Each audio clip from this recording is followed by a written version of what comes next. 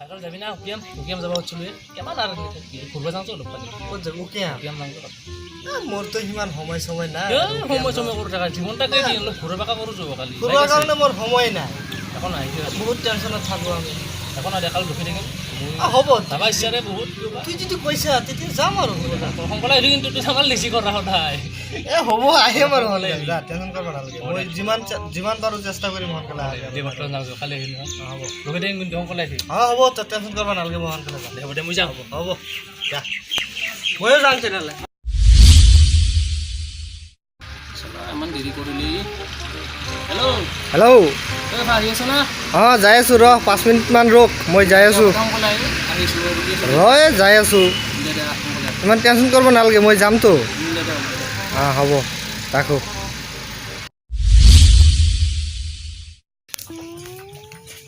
hello' hello' আহি আছ না যাই আছোঁ ৰ অলপমান অলপমান কাম কৰি আছোঁ মোৰ জোতাবিলাক লেতেৰা হৈছে এইবিলাক চাফা কৰি আছোঁ যাই আছোঁ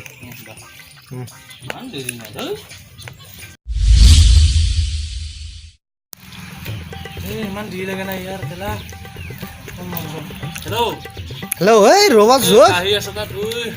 যাই আছোঁ ওলাইছোঁ আৰু ৰাস্তাতে যাৱাৰ কাৰণে কেইটামান আপিৰ লগত লগ পালোঁ বাইক চলাই আছোঁ না থুপুত কৰি পৰি গৈছোঁ সিহঁতক চাই পাল নকবি আৰু তুই অলপমান ৰ মই যাই আছোঁ ৰাখ টেনশ্যন কৰিব নালাগে যামেই মই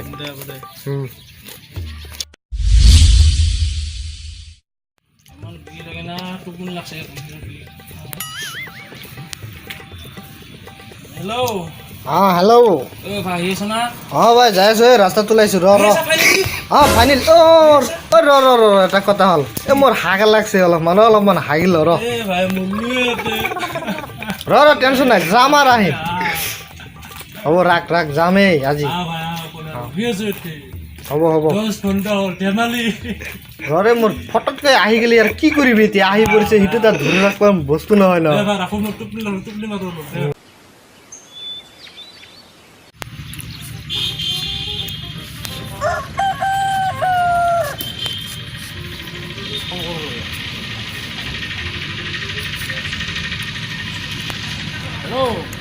হেল্ল' যাই আছোঁ মোৰ চাৰ্টটা অলপমান বেয়া হৈছে অলপ ইস্ত্ৰি কৰিব যাম ইস্ত্ৰি কৰি আহি কেনে যাম ইমান যদি ধৈৰ্য কৰছা যামেই চাৰ্টটো অলপমান বেয়া হৈছে না পূৰা ইস্ত্ৰি কৰি যাম কাৰা ফিটিং কৰি লৈ যাওঁ চাৰ্টটো হ'ব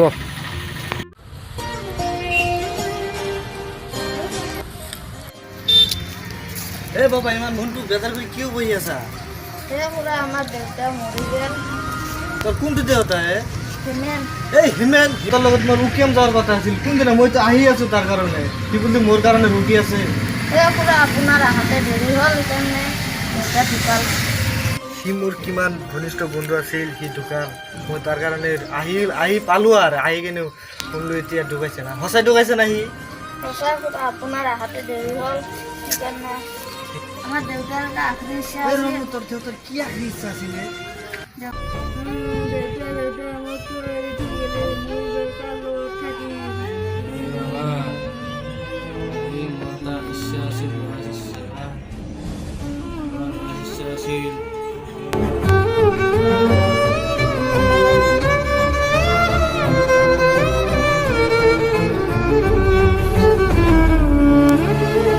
উকিয়াম যাবলৈ ইচ্ছা আছিল সেইকাৰণে মোকে যাবলৈ তোৰ দেউতা মোৰ লগত উকিয়াম যাবলৈ কিমান ইচ্ছা আছিল মোৰ কাৰণে কিমান ৰোগী আছিল